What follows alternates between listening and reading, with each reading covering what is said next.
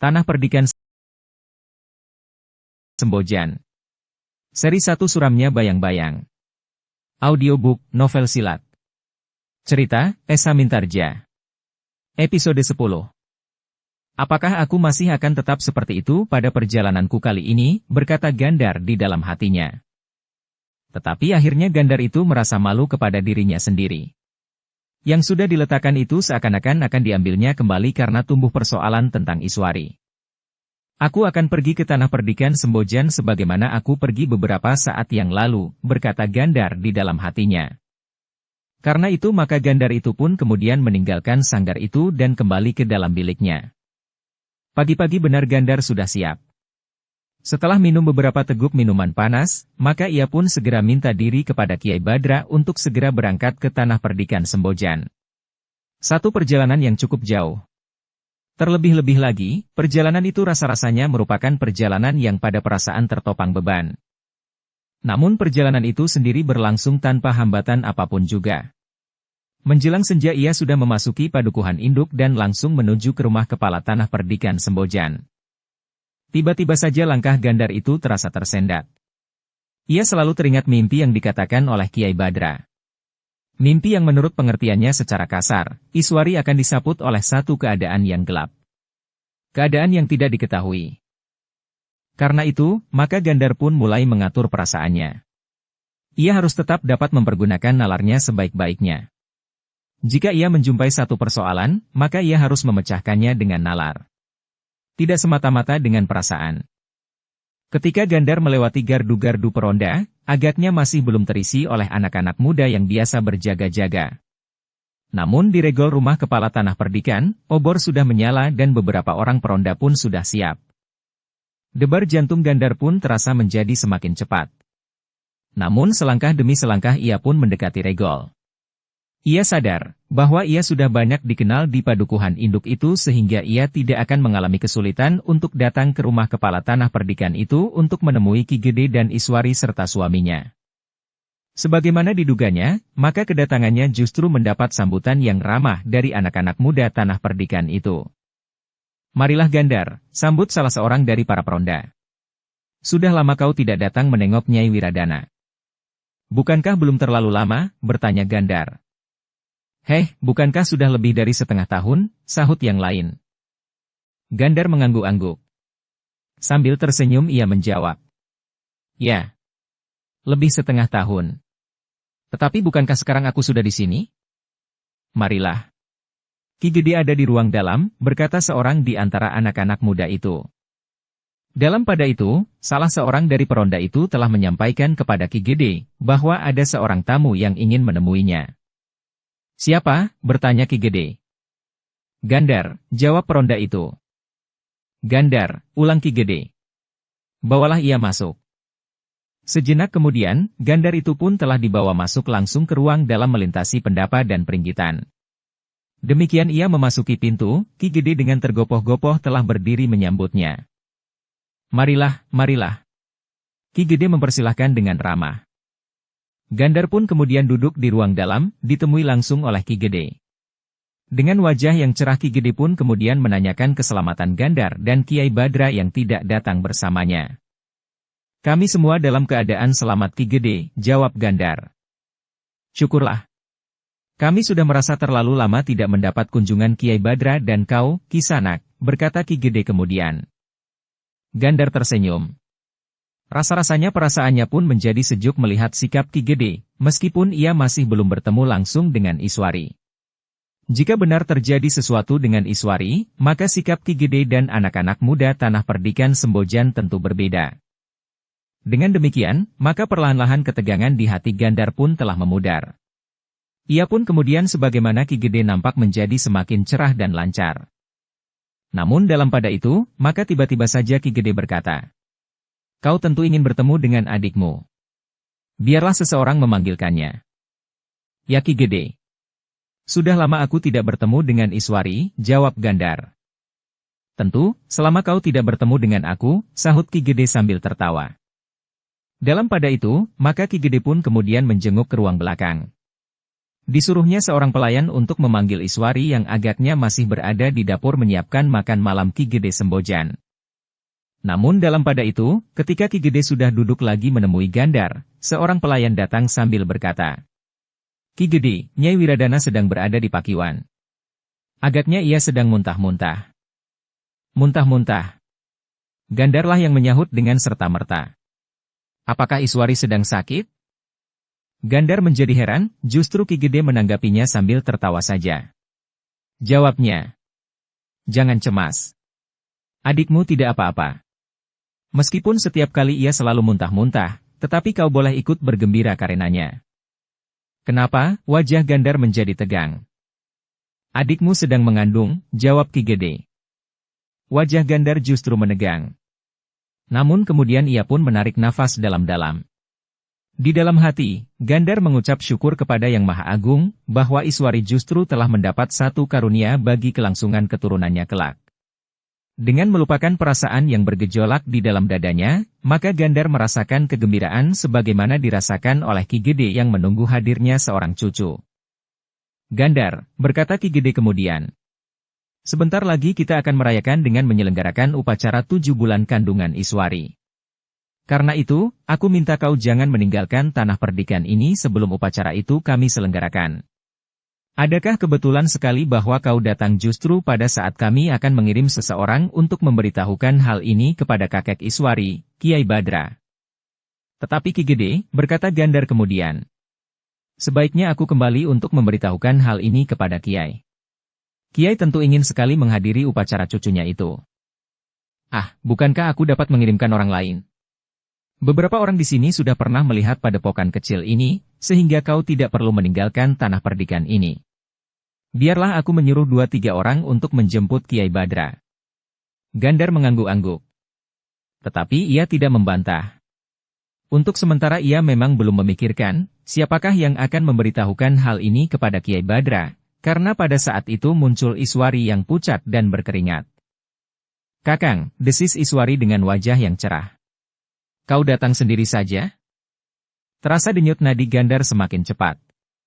Namun ia pun dapat menguasai perasaannya. Karena itu, ia pun segera menjawab, "Ya Iswari, aku datang sendiri."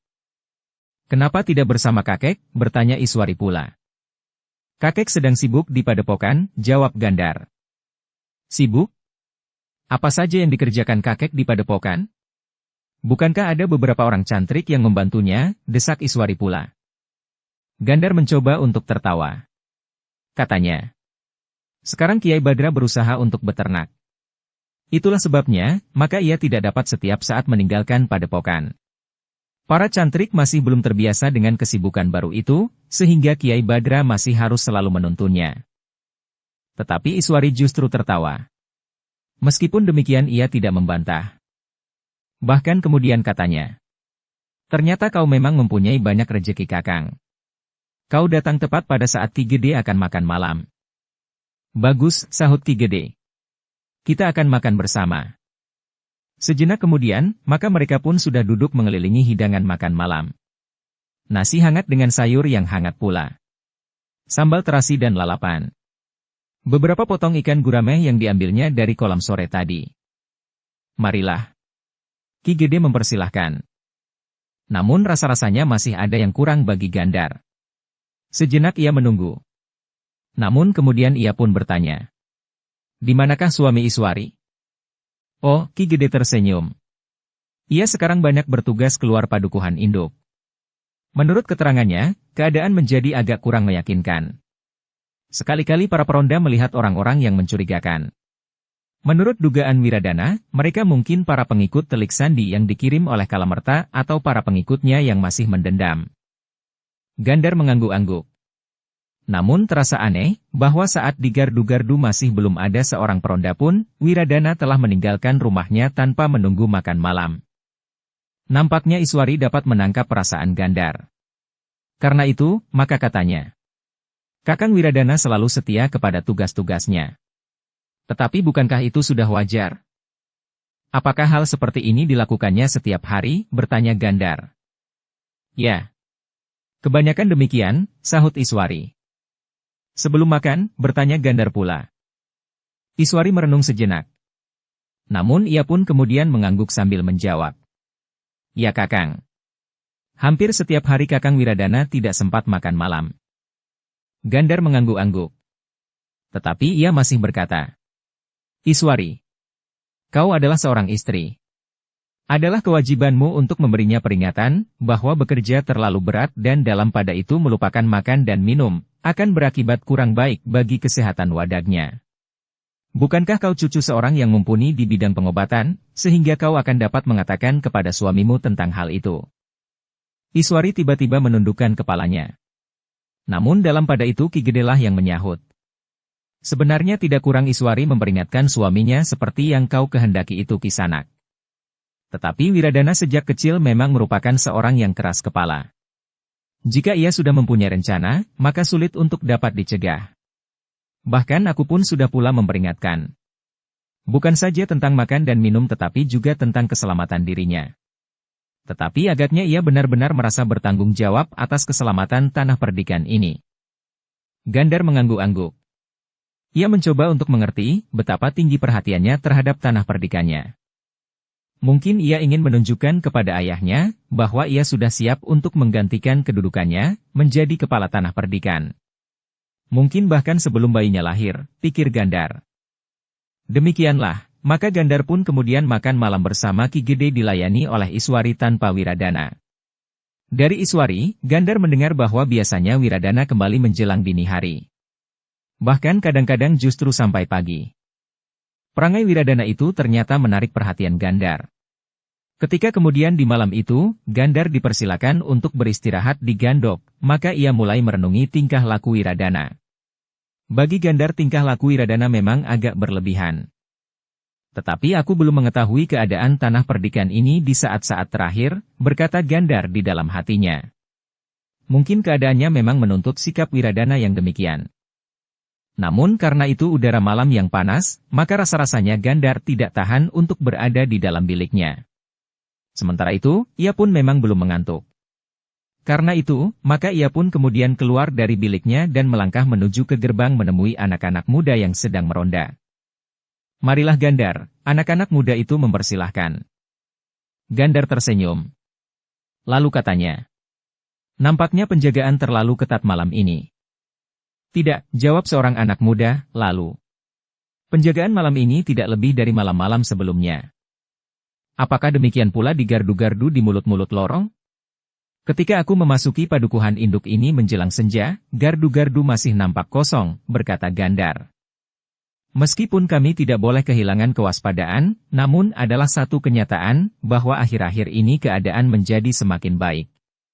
Rasa-rasanya tidak pernah ada gangguan yang berarti di dalam tanah perdikan ini, jawab salah seorang di antara anak-anak muda itu. Di seluruh tanah perdikan, bertanya Gandar. Ya, jawab anak muda itu. Tetapi Wiradana nampaknya terlalu sibuk di saat-saat terakhir. Malam ini aku tidak menjumpainya di rumah, berkata Gandar. Anak muda itu terdiam sejenak. Namun seorang kawannya menjawab. Memang keamanan agak terganggu sekarang Gandar. Tetapi tidak di dalam tanah perdikan ini. Justru di luarnya. Agaknya Wiradana memang selalu mengadakan hubungan dengan anak-anak muda di luar tanah perdikan ini. Menurut keterangannya, gerombolan Kalamerta masih saja berkeliaran meskipun mereka tidak berani memasuki tanah perdikan ini. Gandar mengangguk-angguk. Ada beberapa hal yang menarik. Tetapi ia mengambil satu kesimpulan, bahwa Wiradana selalu pergi seorang diri. Tetapi Gandar tidak berani mengambil kesimpulan lebih lanjut. Yang kemudian terngiang kembali di telinganya adalah mimpi Kiai Badra. Mimpi yang dalam banyak hal tidak lebih dari bunga-bunga orang yang sedang tidur. Namun dalam satu masalah tertentu, mimpi kadang-kadang dapat memberikan isyarat yang berarti. Namun dengan demikian, maka Gandar pun telah bertekad untuk tetap berada di tanah perdikan sebagaimana disarankan oleh Kiai Badra. Adalah kebetulan bahwa Ki Gede akan menyelenggarakan satu upacara, sehingga ia mempunyai alasan yang tidak segera dicurigai orang lain jika ia berada agak lama di tanah perdikan Sembojan. Dalam pada itu, untuk beberapa lama Gandar berada di antara anak-anak muda tanah perdikan Sembojan. Namun kemudian ia pun minta diri untuk kembali ke dalam biliknya. Aku sudah mengantuk, berkata Gandar. Kau tentu lelah, berkata salah seorang anak muda. Bukankah kau baru sore menjelang senja tadi kau datang? Ya. Gandar mengangguk-angguk. Sekarang, rasa-rasanya aku sudah ingin tidur. Besok dan malam-malam berikutnya aku akan dapat berada di gardu ini sampai fajar. Besok bukan aku yang meronda, jawab anak muda itu. Oh, Gandar mengangguk-angguk. Tetapi sama saja bagiku. Siapapun yang meronda. Sejenak kemudian maka Gandar pun telah meninggalkan gardu peronda itu, kembali ke dalam biliknya. Beberapa saat ia masih berangan-angan. Namun kemudian ia pun telah tertidur nyenyak. Di dini hari, Gandar telah terbangun sebagaimana kebiasaannya. Ia pun segera pergi ke pakiwan dan menimba air, seperti yang selalu dikerjakan selagi ia berada di tanah perdikan dahulu. Ketika pakiwan telah penuh, maka ia pun lalu mandi, selagi pakiwan itu masih belum dipakai. Jika saatnya orang mandi, maka pakiwan itu akan dipakai bergantian terus-menerus. Demikian ia selesai mandi, maka ia pun melangkah kembali ke gandok untuk membenahi diri. Namun Gandar terkejut bukan buatan. Tiba-tiba saja, Wiradana telah muncul dari sudut kandang di sebelah longkangan. Wiradana, desis Gandar. Wiradana mengangguk-angguk. Di bibirnya nampak sebuah senyum. Dengan nada yang ramah ia bertanya. Kapan kau datang Gandar? Kemarin sore. Kau tidak ada di rumah. Menurut Ki Gede kau sedang nganglang, jawab Gandar. Ya. Aku memang sedang mempunyai banyak tugas, jawab Wiradana. Lalu. Tetapi apakah kedatanganmu itu sekadar karena niatmu sendiri, atau kau membawa pesan dari kakek? Sejenak Gandar termangu-mangu. Namun kemudian ia pun menjawab. Tidak ada pesan apa-apa Wiradana. Aku hanya merasa kangen kepada adikku. Sudah kira-kira setengah tahun aku tidak menengoknya. Bahkan mungkin lebih. Wiradana mengangguk-angguk. Namun kemudian katanya. Syukurlah, jika kau hanya sekadar menengoknya. Berapa hari kau akan berada di sini? Pertanyaan itu terdengar agak aneh. Tetapi Gandar tidak mau berprasangka. Maka jawabnya. Ki Gede minta aku tinggal di sini sampai upacara 7 bulan yang akan segera dilaksanakan. Wajah Wiradana menegang. Hampir di luar sadarnya ia bertanya. Dan kau juga menyanggupinya? Ya, jawab Gandar. Wiradana termangu-mangu sejenak. Namun kemudian ia pun tidak bertanya lagi. Sambil melangkah pergi ia bergumam. Aku perlu istirahat. Tetapi tiba-tiba saja Gandar bertanya. Apakah kau baru pulang Wiradana? Ya, jawab Wiradana. Aku bertanggung jawab atas pengamanan tanah perdikan ini. Apakah kau pergi seorang diri? Bertanya Gandar pula. Wiradana mengerutkan keningnya. Namun kemudian ia menjawab. Tidak selalu. Kadang-kadang aku membawa 1-2 orang pengawal. Gandar tidak bertanya lagi. Wiradana pun kemudian masuk ke ruang dalam lewat pintu butulan. Gandar menarik nafas dalam-dalam. Namun ia pun kemudian melangkah kembali menuju ke gandok. Aku tidak boleh berprasangka, berkata Gandar di dalam hatinya. Sementara Ki Gede dan Iswari tidak menaruh kecurigaan apa-apa. Di hari itu, Gandar tidak banyak bertemu dengan Wiradana. Seolah-olah Wiradana lebih banyak berada di dalam biliknya. Sementara itu Iswari selalu sibuk bekerja di dapur. Namun menjelang tengah hari, Iswari telah siap berbenah diri. Ketika ia akan pergi, ia singgah sejenak di gandok untuk minta diri kepada Gandar. Kakang, aku akan pergi ke rumah sebelah. Oh, Gandar yang duduk di dalam gandok pun melangkah keluar. Untuk apa? Tetangga di sebelah melahirkan 3 hari yang lalu. Aku menungguinya di saat bayi itu lahir. Agak sulit. Sejak itu aku belum menengoknya lagi, jawab Iswari. Gandar mengangguk-angguk. Katanya. Pergilah. Tetapi ketika Iswari melangkah turun dari tangga gandok, Gandar bertanya. Kau tidak pergi bersama suamimu? Ah. Tidak, jawab Iswari. Selain bukan kebiasaan laki-laki mengunjungi kelahiran, Kakang Wiradana sedang beristirahat. Semalam suntuk ia nganglang.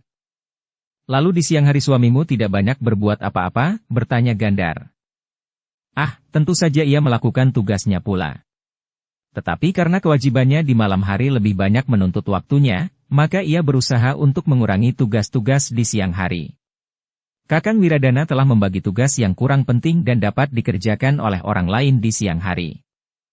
Gandhar mengangguk-angguk. Tetapi ia tidak bertanya lebih lanjut.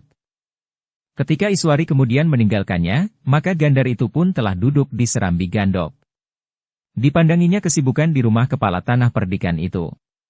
Meskipun Ki Gede sudah menjadi cacat kaki dan tangannya, tetapi ia masih tetap berada di pendapa untuk menerima beberapa orang bebahu yang datang menemuinya. Gandhar mengerutkan keningnya, ketika ia melihat Wiradana pun kemudian duduk pula bersama ayahnya. Agaknya memang ada beberapa masalah yang sedang dibicarakan oleh para bebahu. Namun agaknya bukan persoalan yang gawat, berkata Gandhar di dalam hatinya. Karena menilik sikap para bebahu, agaknya mereka justru sedang membicarakan sesuatu yang menarik. Ketika kemudian sekilas Gandhar memandang Wiradana yang sedang sibuk berbicara dengan tamu-tamu ayahnya itu, terasa sesuatu bergetar di dahi Gandhar. Sambil menarik nafas dalam-dalam ia berkata kepada diri sendiri. Aku terlalu dipengaruhi oleh mimpi Kiai Badra, sehingga semua pandanganku kepada orang-orang di sekitar Iswari telah dialasi dengan kecurigaan. Agaknya aku memang tidak pantas mencurigai orang-orang yang justru sedang bekerja keras untuk kepentingan tanah perdikan ini. Namun sebenarnya lah, alas dari sikap Gandhar bukan saja karena mimpi Kiai Badra. Tetapi ia seakan-akan didorong oleh satu keinginan untuk berbuat sesuatu bagi keselamatan Iswari. Ia merasa tidak rela melihat seandainya Iswari digigit nyamuk sekalipun. Sejak mereka bersama-sama tinggal di padepokan, maka hampir semua tingkah laku Gandhar semata-mata ditujukan untuk kesenangan Iswari. Dan kini, mimpi Kiai Badra membuatnya sangat cemas tentang perempuan yang sedang mengandung itu. Dalam beberapa kesempatan di hari itu, Gandhar dapat berbicara pula dengan Wiradana yang datang menemuinya di Gandok. Namun nada pembicaraan Wiradana agak berbeda dengan Ki Gede Sembojan. Ketika mereka membicarakan rencana upacara 7 bulan kandungan Iswari, maka Wiradana itu pun berkata, sebenarnya tidak akan ada apa-apa, Gandhar. Agaknya ayah hanya mengatakan menurut basa-basi saja. Semuanya akan dilangsungkan dengan sederhana. Karena itu, bukan satu hal yang seharusnya kau lakukan untuk menunggu hari itu seandainya kau memang mempunyai kepentingan yang lain. Kecuali jika kau memang ingin menunggui adikmu. Sementara itu, agaknya Kiai Badra pun tidak perlu diberitahu. Besok saja, jika bayi itu lahir, maka biarlah 1-2 orang datang kepada kakek untuk mengabarinya. Gandhar mengerutkan keningnya. Semula ia sudah berusaha untuk menyingkirkan segala macam prasangka. Tetapi sikap Wiradana itu justru telah menumbuhkan pertanyaan-pertanyaan baru. Sementara itu Wiradana pun berkata selanjutnya. Yang sekarang lebih menarik perhatianku sebenarnya adalah justru pengamanan daerah ini. Ada beberapa laporan tentang hadirnya beberapa orang yang pantas dicurigai. Beberapa kejahatan kecil telah terjadi di padukuhan-padukuhan justru di luar tanah perdikan ini. Karena itu, aku harus mendapat keterangan sebanyak-banyaknya tentang hal itu, agar dengan demikian aku dapat mengatur tanah perdikan ini sebaik-baiknya. Aku masih selalu memikirkan kemungkinan Kalamerta kembali membawa dendam di tanah perdikan ini. Gandhar mengangguk-angguk. Ia tidak memberikan banyak tanggapan. Namun ia lebih banyak berbicara kepada dirinya sendiri. Rasa-rasa ada semacam kecemasan bahwa dengan demikian Iswari akan merasa kesepian.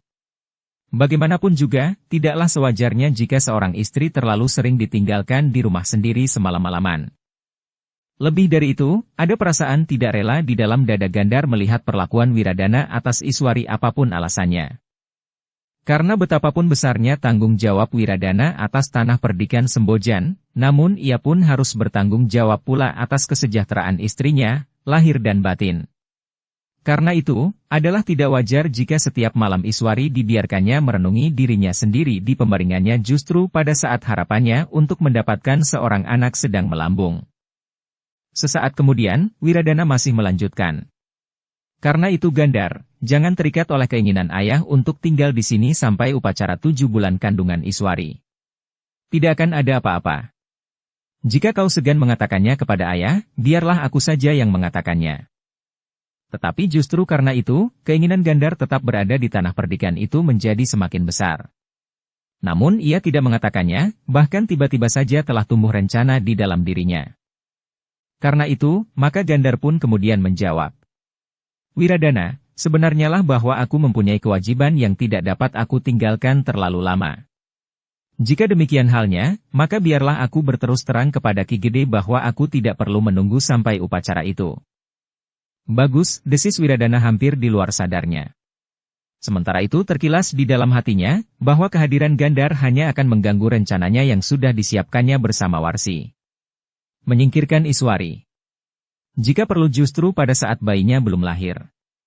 Bagi Warsi hal itu akan merupakan kerja yang sekaligus tanpa bersusah payah melakukan lagi untuk melenyapkan anak Iswari yang akan berhak mewarisi tanah perdikan ini. Karena itu, maka Wiradana itu pun berkata, tetapi segalanya terserah kepadamu. Jika kau ingin tinggal di tanah perdikan ini, kami pun akan menerimanya dengan senang hati. Namun seandainya kau harus kembali karena tugas-tugasmu di padepokanmu, maka aku kira ayah pun tidak akan berkeberatan. Ki Wiradana, berkata Gandhar kemudian.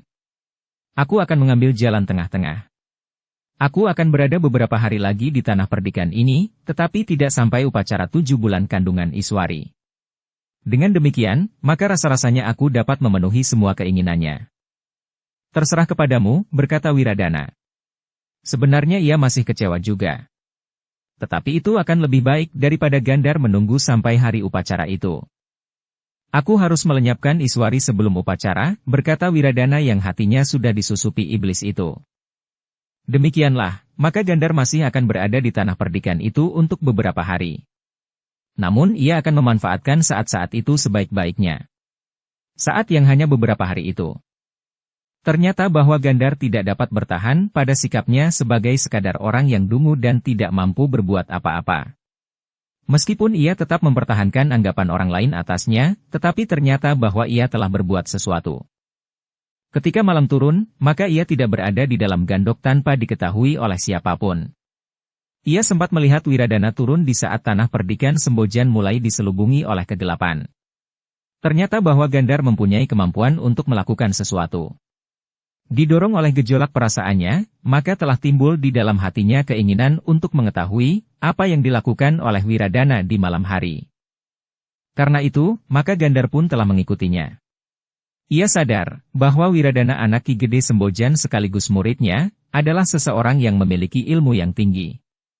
Ki Gede sendiri telah berhasil membunuh orang yang bernama Kalamerta. Nama yang sangat disegani bukan saja di tanah perdikan Sembojan, tetapi nama itu rasa-rasanya telah menghantui seluruh Kadipaten Pajang. Dengan demikian maka Gandhar pun telah melakukannya dengan sangat hati-hati. Ia tidak boleh gagal, sehingga Wiradana mengetahui apa yang dilakukannya. Jika demikian, maka persoalannya benar-benar akan menjadi sangat menyulitkan Iswari. Seandainya sebelumnya tidak ada persoalan apapun juga, maka yang dilakukannya itu justru akan menghancurkan hidup Iswari dan hari depannya. Namun ternyata bahwa Gandhar yang dianggap dungu itu mampu melakukannya. Ia mampu mengikuti perjalanan Wiradana yang tergesa-gesa, keluar dari tanah perdikan.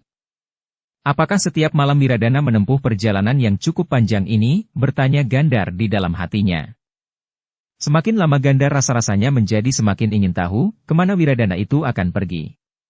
Karena itu, maka ia pun menjadi semakin rapat mengikutinya, agar ia tidak kehilangan jejak, namun juga tidak diketahui bahwa ia telah mengikutinya.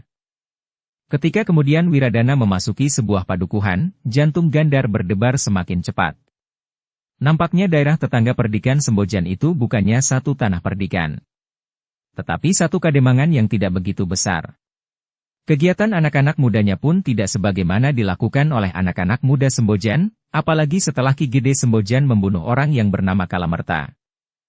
Karena itu, maka rasa-rasanya padukuhan itu sangat lengang. Tidak ada orang sama sekali di gardu di mulut padukuhan. Ketika Wiradana memasuki padukuhan itu, tidak seorang pun yang menyapanya. Setiap pintu rumah sudah tertutup rapat. Bahkan regol-regol halaman pun telah tertutup pula. Tetapi, tidak ada kesan sama sekali bahwa padukuhan itu telah dijamah oleh kerusuhan sebagaimana dikatakan oleh Wiradana. Kecurigaan Gandhar menjadi semakin meningkat, ketika kemudian Wiradana memasuki sebuah regol halaman rumah yang tidak terlalu besar. Jantung Gandhar menjadi semakin cepat berdenyut. Namun ia masih berusaha untuk dapat berbuat sebaik-baiknya. Baginya Wiradana adalah seorang yang memiliki ilmu yang tinggi karena ia adalah anak dan murid Ki Gede Sembojan. Untuk beberapa saat lamanya, Gandar tidak segera mendekati rumah itu. Ia berusaha untuk menenangkan hatinya, agar ia mampu memusatkan kemampuannya, menahan pernafasannya sehingga desahnya tidak mudah didengar oleh orang lain. Apalagi orang yang memiliki ilmu yang tinggi. Baru setelah ia berhasil menenangkan dirinya maka dengan sangat berhati-hati Gandar telah mendekati rumah kecil itu. Dengan berlandaskan kemampuannya, maka ia berusaha untuk menyerap segala macam bunyi yang mungkin timbul dari dirinya. Pernafasannya, langkahnya, mungkin jika tubuhnya menyentuh dinding, dan kemungkinan-kemungkinan lainnya yang dapat terjadi. Dalam keadaan yang demikian itulah, Gandar kemudian mendekati dinding rumah itu. Namun langkahnya tiba-tiba berhenti. Ia menjadi ragu-ragu. Ada semacam hambatan di dalam dirinya untuk meneruskan niatnya. Bagaimanakah jika aku melihat sesuatu yang dapat menyakiti hati Iswari, berkata Gandar di dalam hatinya. Sejenak Gandar termangu-mangu. Namun dorongan ingin tahunya kemudian telah memaksanya untuk bergeser semakin dekat dengan dinding rumah kecil itu. Dengan ketajaman pendengarannya, maka dari balik dinding Gandar mendengar percakapan di dalam. Perlahan-lahan sekali. Tetapi jelas bagi Gandar. Terasa jantung Gandar bagaikan akan terlepas dari tangkainya. Dalam beberapa saat kemudian, ia tahu pasti apa yang sebenarnya telah terjadi. Apa yang dilakukan oleh Wiradana jika ia pergi meninggalkan rumahnya, meninggalkan Iswari dan meninggalkan tanah perdikannya di malam hari. Hatinya yang sudah mulai tenang itu telah bergejolak kembali. Rasa-rasanya ia ingin meloncat dan mencekik Wiradana yang curang itu. Namun untunglah, bahwa Gandar masih dapat menahan diri. Rasa-rasanya masih ada satu keinginan untuk membuktikannya dengan penglihatannya. Apa yang telah dilakukan oleh Wiradana di rumah itu. Seakan-akan bukan oleh kehendaknya sendiri, Gandar telah bergeser melekat dinding. Ketika ia menemukan sebuah lubang di antara anyaman bambu dan tiang kayu, maka ia telah mengintip ke dalam. Oh, Gandar mengeluh. Ia melihat Wiradana duduk bersama seorang perempuan yang sangat cantik. Seorang perempuan yang menyambutnya dengan manja dan agaknya telah menyediakan makanan dan minuman yang hangat baginya. Namun dalam pembicaraan mereka, Gandar mengetahuinya bahwa keduanya telah menjadi suami istri sebagaimana Wiradana dengan Iswari. Tubuh Gandar menjadi gemetar. Tetapi justru dengan demikian, maka ia telah kehilangan pemusatan nalar budinya untuk menyerap bunyi yang timbul dari dirinya. Karena itu, maka penyerapannya pun menjadi berkurang pula. Gandar baru sadar bahwa ia telah melakukan sesuatu kesalahan ketika tiba-tiba saja ia melihat perempuan yang duduk di samping Wiradana itu mengangkat wajahnya, justru pada saat Wiradana baru menghirup minuman hangatnya, sehingga Wiradana tidak memperhatikannya. Kakang, tiba-tiba saja terdengar suara perempuan cantik itu. Ada sesuatu yang terlupa. Aku akan mengambil gula kelapa di dapur sejenak. Minuman ini sudah cukup manis, berkata Wiradana.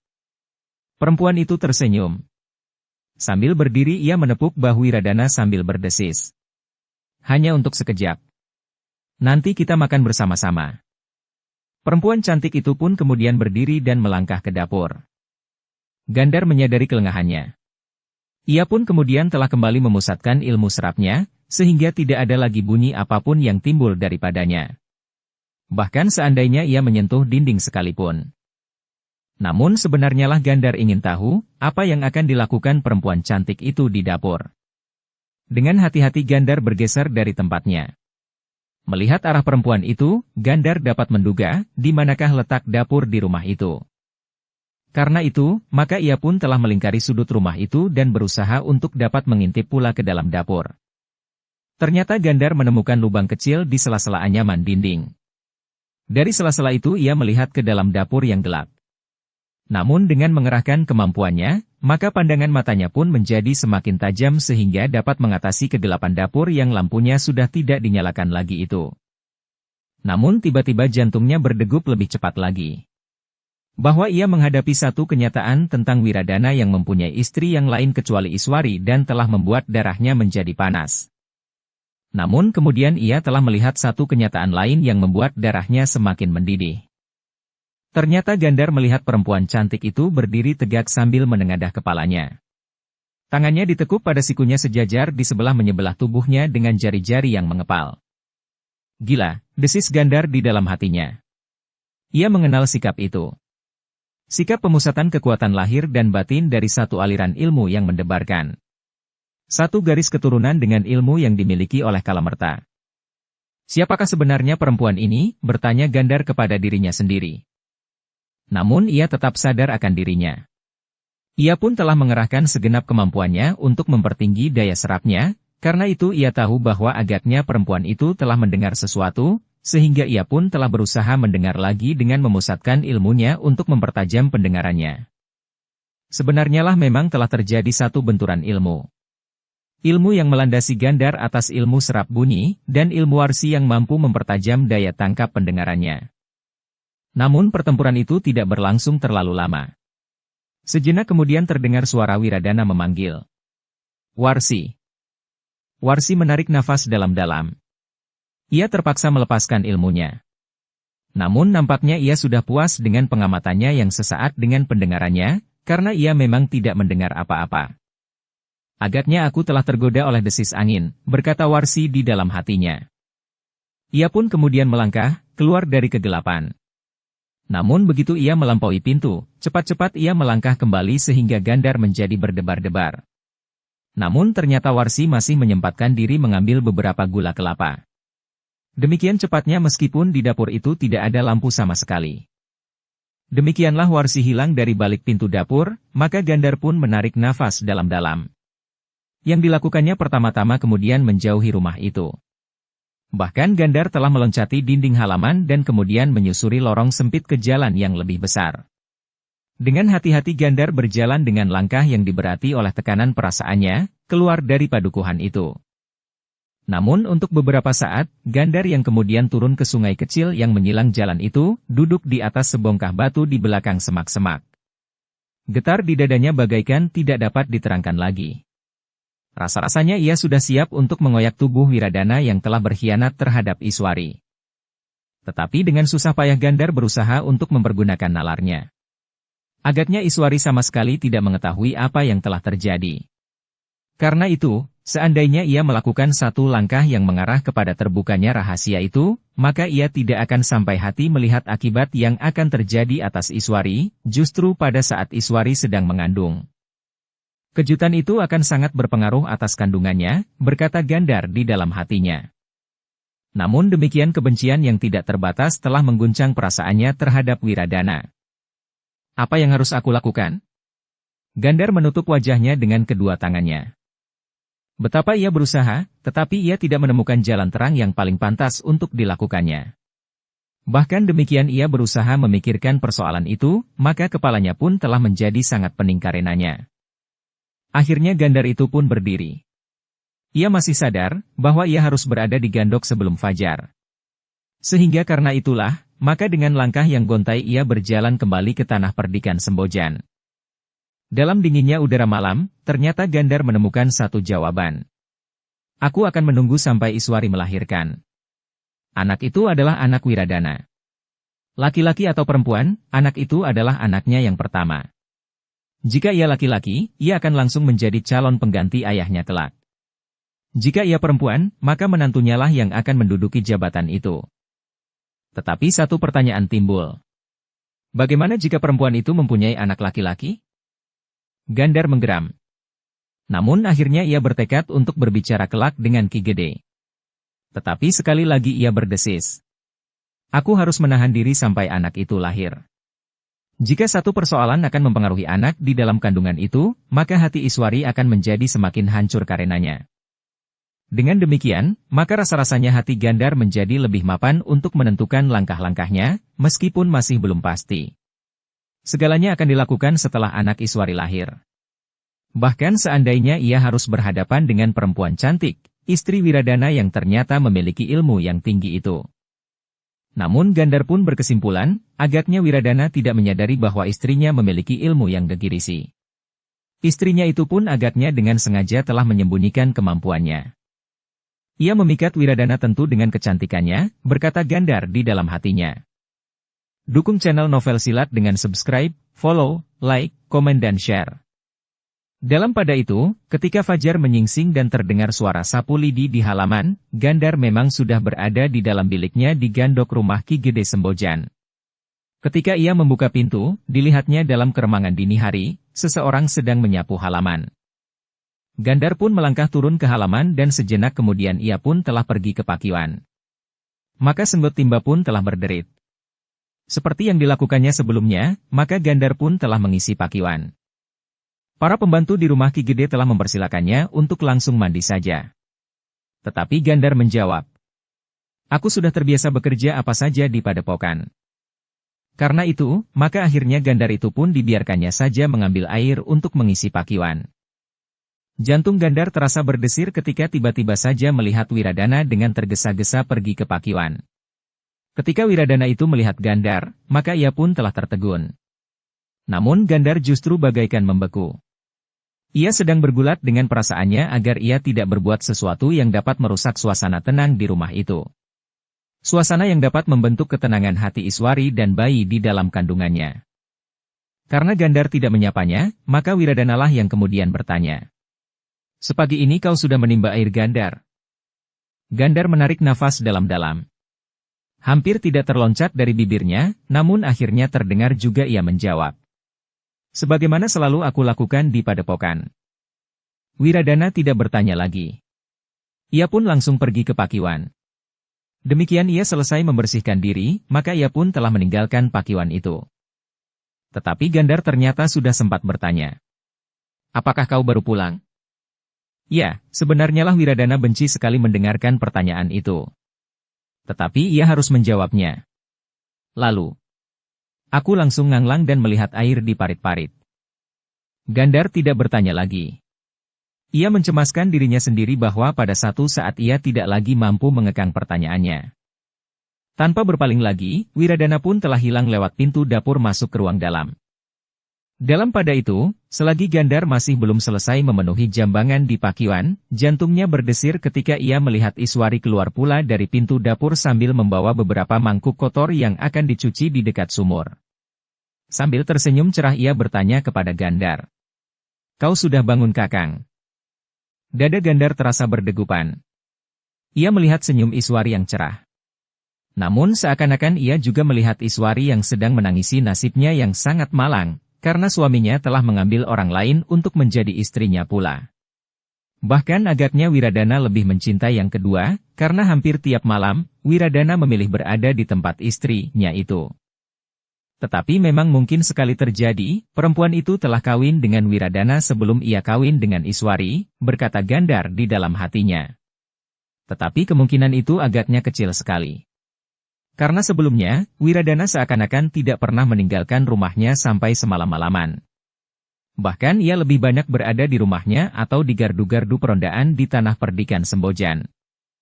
Iswari mengerutkan keningnya. Gandar tidak segera menjawab pertanyaannya, bahkan seakan-akan Gandar itu sedang mengingat-ingat sesuatu yang terlupakan. "Ada sesuatu yang kau pikirkan, Kakang?" bertanya Iswari. Oh, Gandar tiba-tiba saja berdesah. Namun dengan cepat ia berusaha memperbaiki kesalahannya. Katanya, "Aku memang sedang mengingat mimpiku semalam. Aku berniat mengatakan kepadamu. Tetapi tiba-tiba aku telah lupa." "Mimpi tentang apa, Kakang? Apakah mimpi itu begitu pentingnya sehingga kau berniat untuk mengatakan kepadaku?" bertanya Iswari. "Tidak begitu penting. Aku memang telah melupakan mimpi itu, tetapi kesannya mimpi itu baik bagimu, Iswari," jawab Gandar. Iswari tertawa. Tetapi rasa-rasanya suara tertawa itu tidak ubahnya dengan suara tangis yang memilukan. Namun demikian, Gandar masih tetap dikendalikan dengan nalarnya. Bukan sekadar perasaannya. Iswari kemudian meletakkan mangkuk-mangkuknya di dekat jambangan kecil yang sering dipergunakannya untuk mencuci alat-alat dapurnya kemudian berjongkok sambil berkata, "Kakang, aku minta airnya." Dengan serta-merta Gandar pun telah menimba air dan dituangkannya ke dalam jambangan kecil itu. Ada semacam gejolak di dalam hatinya mendengar permintaan Iswari meskipun hanya air sejambangan kecil. Justru karena Gandar mengetahui keadaan yang sedang dialami oleh Iswari. Demikian, Sejak hari itu, Gandar harus berusaha sekuat-kuatnya untuk menahan gejolak di dalam hatinya. Ia harus bersikap wajar dan seakan-akan tidak mengetahui apapun juga. Kadang-kadang memang ada perasaan menyesal di dalam dirinya, bahwa ia sudah mengikuti dan kemudian mengetahui apa yang sebenarnya telah dilakukan oleh Wiradana, sehingga dengan demikian, maka perasaannya telah dibebani karenanya. Beban yang justru terasa sangat berat. Dengan demikian, maka Gandar merasa bahwa ia tidak akan dapat terlalu lama berada di rumah Ki Gede dengan beban tersebut. Sehingga dengan demikian maka ia memutuskan untuk segera meninggalkannya dengan pengertian, bahwa setelah anak yang ada di dalam kandungannya itu lahir, maka ia akan membuat perhitungan dengan Wiradana. Aku akan melaporkannya kepada Ki Gede, geram Gandar yang agaknya tidak berkeberatan apabila karena itu akan timbul akibat yang memaksanya berhadapan dengan perempuan cantik, yang memiliki ilmu yang tinggi yang ternyata telah menguasai Wiradana itu. Apa boleh buat, geram Gandar. Dan agaknya ilmu perempuan itu melampaui ilmu yang dimiliki oleh Wiradana. Ketika Gandar kemudian menyampaikan maksudnya untuk pulang ke padepokannya, Ki Gede terkejut sekali. Menurut tangkapannya, maka Gandar akan berada di rumahnya sampai upacara 7 bulan kandungan Iswari. Namun tiba-tiba saja ia telah minta diri. Aku merasa sangat gelisah untuk terlalu lama berada di sini Ki Gede, berkata Gandar. Rasa-rasanya aku sudah meninggalkan tugas-tugasku terlalu lama. Sementara itu Kiai Badra akan menjadi kebingungan menunggu kedatanganku. Mungkin Kiai Badra telah dicemaskan oleh kemungkinan-kemungkinan buruk yang dapat terjadi atasku di perjalanan. Jika ternyata kelak Kiai Badra sendiri ingin hadir, maka alangkah baiknya dan alangkah senangnya Iswari dalam upaya 7 bulan kandungannya itu. Sudah aku katakan, berkata Ki Gede. Biarlah orangku pergi ke padepokan. Kau berada di sini dan Kiai Badra akan aku undang pula untuk datang. Waktunya tinggal beberapa hari saja. Biarlah aku sendiri saja kembali ke padepokan Ki Gede, berkata Gandar. Rasa-rasanya ada sesuatu yang memanggil aku pulang, jawab Gandar. Ki Gede termangu-mangu sejenak. Namun ia pun berkata, tetapi pada hari upacara, kau dan Kiai Badra harus berada di sini. Harus. Gandar berusaha untuk tersenyum. Katanya, baiklah Ki Gede. Aku akan mengatakannya kepada Kiai Badra. Ternyata Iswari pun terkejut mendengar Gandar yang minta diri untuk pulang. Tetapi Gandar kemudian berhasil meyakinkan bahwa ia akan datang lagi bersama Kiai Badra secepatnya. Aku akan menangis jika kau dan kakek tidak ada di sini pada upacara itu, berkata Iswari. Gandar menyadari bahwa Iswari hanya sekadar bergurau. Tetapi hati Gandar justru merasa sakit, karena ia tahu bahwa pada suatu saat Iswari benar-benar akan menangis jika ia mengetahui apa yang sebenarnya terjadi atas dirinya. Namun dengan susah payah Gandar memaksa dirinya untuk tersenyum sambil berkata, aku tentu akan datang Iswari. Demikianlah, maka Gandar pun telah meninggalkan rumah Ki Gede Sembojan. Tetapi rasa-rasanya hatinya telah terbelah. Yang dilihatnya di Sembojan adalah satu peristiwa yang sangat pahit, bukan saja bagi Iswari, tetapi juga bagi Kiai Badra dan dirinya sendiri. Semakin jauh Gandar melangkah, hatinya terasa menjadi semakin bergejolak. Kemarahan, kebencian dan bahkan dendam telah membakar hatinya. Rasa-rasanya terlalu sakit jika ia harus sekadar merendamnya di dalam dadanya. Karena itu, demikian Gandar terlepas dari tanah perdikan Sembojan, maka tiba-tiba saja ia sudah berlari mendaki sebuah bukit berbatu-batu. Rasa-rasanya ia ingin melepaskan kepenatan hatinya di atas bukti yang tidak dihuni oleh seorang pun juga. Dengan mengerahkan tenaga dan kemampuannya, Gandar pun berlari dan berlari. Kakinya semakin lama menjadi semakin cepat bergerak. Bahkan kemudian kaki itu telah berloncatan dari batu ke batu, mendaki dan kemudian bagaikan melayang-layang di puncak bukit itu. Ketika Gandar yakin bahwa ia telah berada jauh dari sesamanya, maka tiba-tiba saja ia telah berdiri di atas sebongkah batu. Sambil menengadahkan kepalanya, tiba-tiba saja ia berteriak sekeras-kerasnya.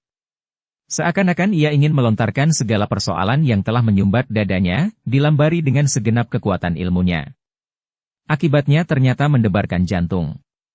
Suara yang terlontar dari sela-sela bibir Gandar telah menggetarkan bukit berbatu kapur itu. Batu-batu kecil yang terletak di bibir lereng-lereng bukit itu telah berguguran. Sementara semak-semak bagaikan digundang. Daun-daun yang kuning telah runtuh jatuh di atas bebatuan. Untuk beberapa saat Gandar mengguncang bukit itu. Namun agaknya ia masih belum puas. Tiba-tiba saja ia telah meloncat, berdiri tegak sambil menyilangkan tangannya di dada dengan telapak tangan terbuka.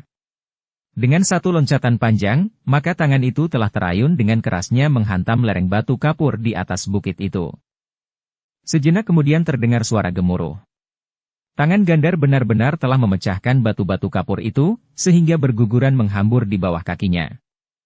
Sejenak Gandar masih berdiri mematung. Namun kemudian ia telah menarik nafas dalam-dalam. Rasa-rasanya beban di dalam dadanya telah berkurang, setelah dilontarkannya lewat suara dan kekuatannya.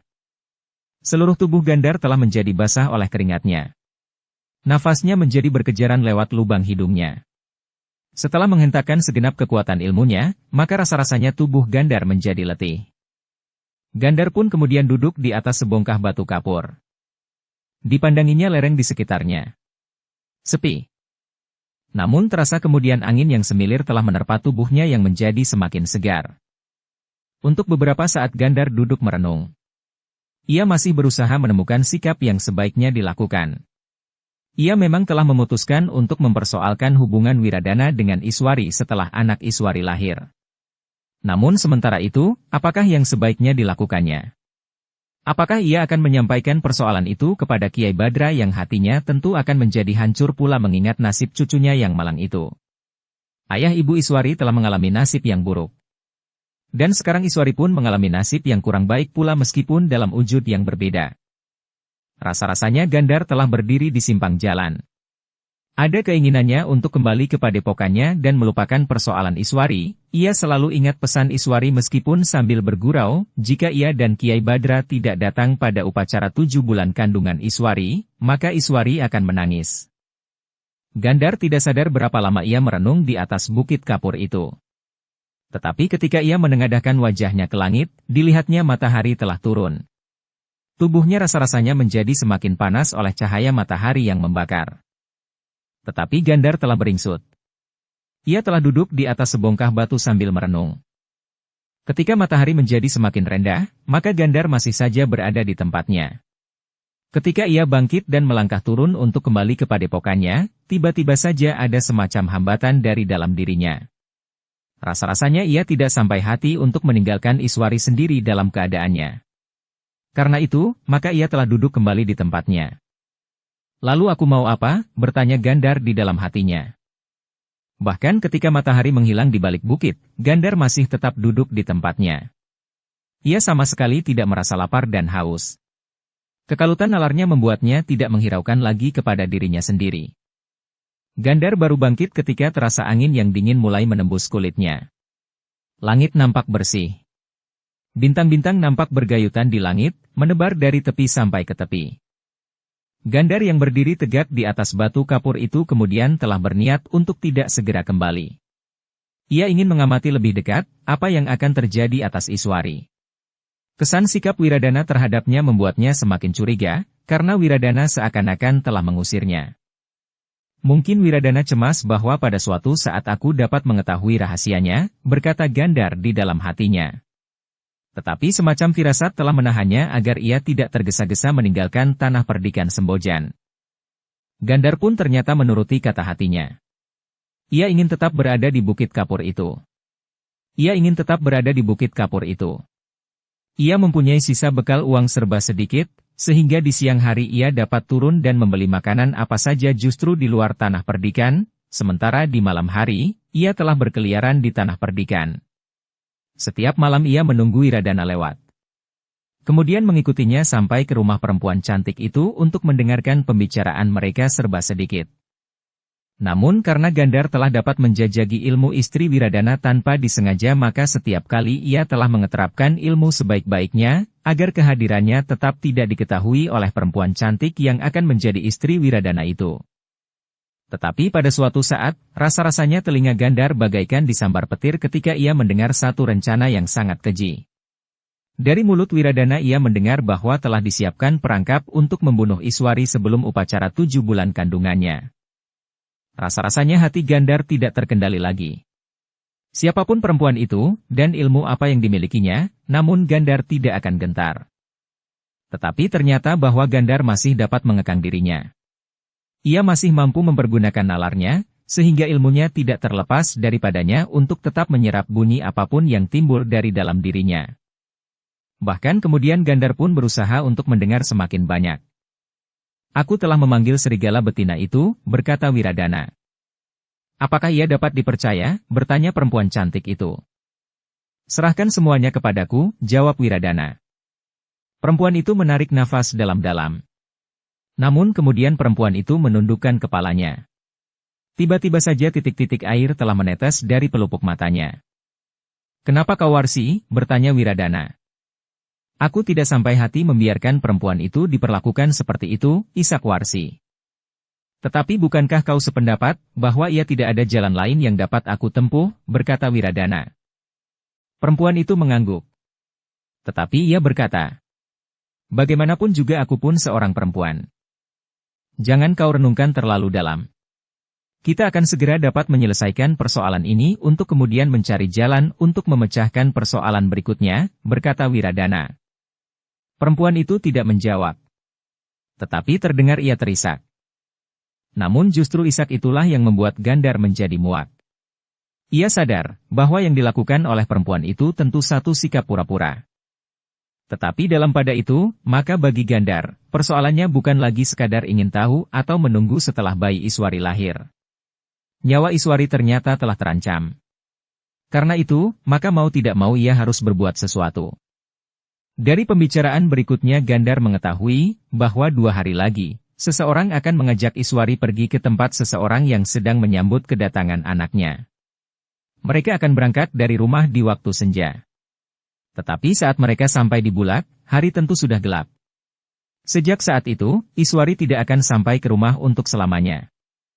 Dengan demikian, maka Gandar tidak lagi dapat ingkar dari kewajiban. Masalahnya sudah terlalu jauh dari kewajaran. Karena itu maka apapun yang akan terjadi, Gandar merasa wajib untuk berbuat sesuatu. Meskipun Gandar telah mendengar, saat yang akan dipilih untuk membunuh Iswari, namun malam sebelumnya ia tetap mengawasinya. Ia merasa cemas bahwa Wiradana mengubah dan mempercepat rencananya.